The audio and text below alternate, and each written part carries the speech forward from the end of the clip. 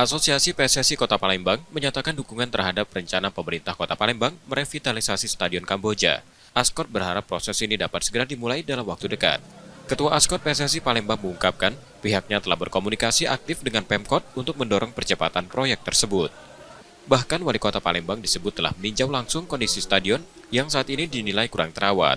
Ya kalau urgent itu sebenarnya urgent semua, memang harus lapangan, kondisinya memang satu lapangan di Kamboja ini kan banyak sedikit berlubang ya di stadion ini, dan juga memang harus perlu diperbaiki karena sudah ibaratnya stadion ini sudah cukup terlalu tua ya, dan juga perlu mendapatkan perhatian. Mereka juga berharap setelah diperbaiki, Stadion Kamboja bisa menjadi salah satu stadion sepak bola termegah di Kota Palembang dan menjadi pusat pembinaan atlet usia dini. Rencananya revitalisasi akan melibatkan pihak ketiga sebagai pelaksana. Nur Muhammad, Kompas TV, Palembang, Sumatera Selatan.